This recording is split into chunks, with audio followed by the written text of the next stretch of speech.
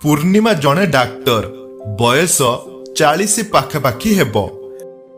ସେଦିନ ଥିଲା ରବିବାର ଦ୍ୱିପହର। ପାଖ ସହରକୁ ନିଜ କାର ନେଇ ପୂର୍ଣ୍ଣିମା ଯାଇଥିଲେ ବନ୍ଧୁ ଘରକୁ ଲଞ୍ଚରେ। ଲଞ୍ଚ ସାରି ଫେରୁଥିଲେ।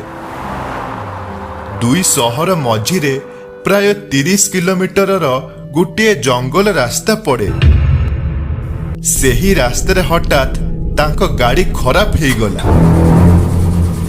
ଯେତେ ଯାହା କଲେ ବି ଆଉ ଷ୍ଟାର୍ଟ ହେଲାନି। ତେଣୁ ବାଧ୍ୟ ହୋଇ କୌଣସି ହେଲ୍ପ ଆଶାରେ ପୂର୍ଣ୍ଣିମା ସେହି ନିର୍ଜନ ରାସ୍ତାରେ ଅପେକ୍ଷା କଲେ।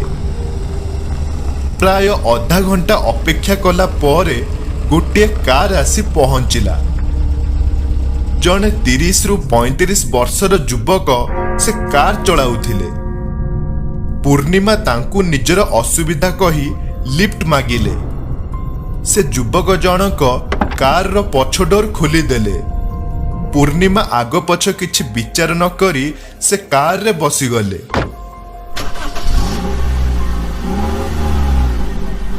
ସେ ଯୁବକ ଜଣକ କାର ଷ୍ଟାର୍ଟ କରିବା ସହ କହିଲେ, ହ୍ୟାଲୋ ମ୍ୟାଡମ, ମୁଁ ମନୋଜ ଦାସ। ପୂର୍ଣ୍ଣିମା କହିଲେ, ମୁଁ ଡକ୍ଟର ପୂର୍ଣ୍ଣିମା ମହାପାତ୍ର। ଏ ପାଖ ସହରକୁ ଆସିଥିଲି। ଫେରିଲା ବେଳକୁ ଏ ରାସ୍ତାରେ ମୋ ଗାଡ଼ି ଖରାପ ହେଇଗଲା। ମନୋଜ କହିଲେ, it's okay madam, no problem. ମୁଁ ଆପଣଙ୍କୁ ନେକ୍ସଟ ଟାଉନରେ ଛାଡ଼ିଦେବି। କିନ୍ତୁ ମ୍ୟାଡାମ, ମୋ ମନରେ ଗୋଟିଏ ପ୍ରଶ୍ନ ଆସୁଛି। ସେ ସହରକୁ ତ ଭଲ NH ପିଚୁ ରାସ୍ତା ଅଛି, ହେଲେ ଆପଣ ଏ ଜଙ୍ଗଲ ରାସ୍ତା କ'ଣ ପାଇଁ ଧରିଲେ? ପୂର୍ଣ୍ଣିମା କହିଲେ, ମୋତେ ସନ୍ଧ୍ୟା 5ଟା ପୂର୍ବରୁ କ୍ଲିନିକରେ ପହଞ୍ଚିବାର ଥିଲା। ତେଣୁ ଏ ସର୍ଟକଟ ରାସ୍ତା ଧରିଲି। ମୁଁ କ'ଣ ଜାଣିଥିଲି ଗାଡ଼ି ଏମିତି ଖରାପ ହେବ ବୋଲି? ମନୋଜ କହିଲେ, କିନ୍ତୁ ମ୍ୟାଡାମ, ଆପଣ କ'ଣ ଏ ରୋଡ ବିଷୟରେ ଗୁଜବ ଶୁଣିନାହାନ୍ତି? ପୂର୍ଣ୍ଣିମା କହିଲେ, ଯେଉଁ ରାସ୍ତାରେ କମ୍ ଲୋକ ଯାଆନ୍ତି ସେ ରାସ୍ତାରେ ନିଶ୍ଚୟ କିଛି କାହାଣୀ ଥାଏ। ତେଣୁ ସେଥିରେ ବ୍ୟସ୍ତ ହେବା କ'ଣ ଦରକାର? ମନୋଜ କହିଲେ, ହଁ, ତାହା ବି ସତ କଥା ମ୍ୟାଡାମ। ହେଲେ ଶୁଣାଯାଏ ଯେ 7 ବର୍ଷର ଝିଅଟିଏ ଯାହାର କି ଜନ୍ମଦିନ ଥିଲା ସେଦିନ ଘରେ ଝିଅ କେକ୍ ସହ ଅପେକ୍ଷା କରିଥିଲା ତା ବାପାକୁ। ବାପା ତରତରରେ ଫେରିଲା ବେଳେ ଏହି ସର୍ଟକଟ ରାସ୍ତା ନେଇଥିଲା। ଖୁବ୍ ଖୁସି ମନରେ ଝିଅ ପାଇଁ ଗିଫ୍ଟ ଓ ଚକୋଲେଟ ଧରି ଫେରୁଥାଏ। କିନ୍ତୁ କ'ଣ ହେଲା କେଜାଣି, ସିଏ ଆଉ ତା ଘରେ ତା ଝିଅ ପାଖରେ ପହଞ୍ଚି ପାରିନଥିଲା। ତା ପରଦିନ ସେ ରାସ୍ତାରେ ତା କାର ଗୋଟିଏ ଗଛ ସହ ଆକ୍ସିଡେଣ୍ଟ ଅବସ୍ଥାରେ ମିଳିଥିଲା। ଆଉ ସେ ଝିଅଟିର ବାପା ମୃତ ଅବସ୍ଥାରେ। ପୂର୍ଣ୍ଣିମା କହିଲେ, ହଁ ହଁ, ପଢିଥିଲି ସେ ନ୍ୟୁଜ ଖବର କାଗଜରୁ।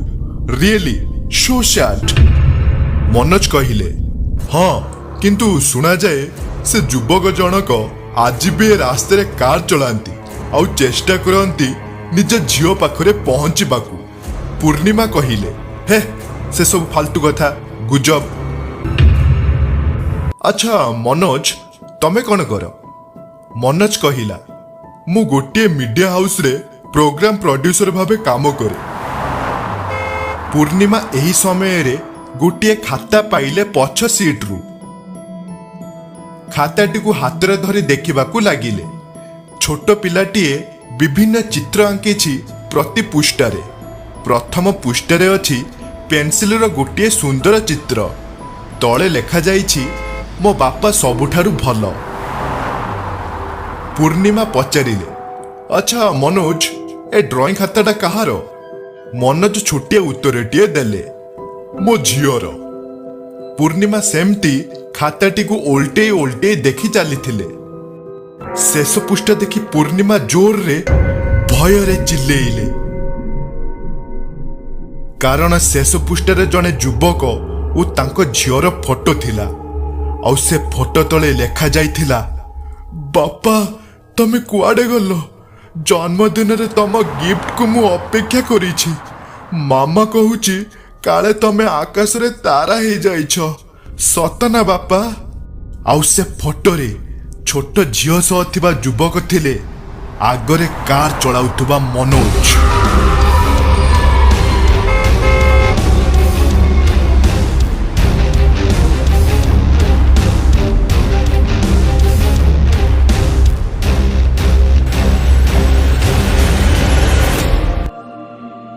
फ्रेंड आपण मानकु ए स्टोरीटी केमिति लागिला कमेंट करी निश्चय कहिबे। जदि बा मो चैनल को प्रथम थर पई देखुचंती ताहाले मो चैनल को सब्सक्राइब करी बेल आइकन को प्रेस करी नेबे। आउ आपण मानकु हमर गुटे अनुरोध हमर एही चैनल टिकु अधिकरु अधिक मात्रा रे शेयर करंतु जे आमे आगु नुआ नुआ भूत कहानी आपण ठारे प्रसारण करि परिबु। रहउची जय जगन्नाथ।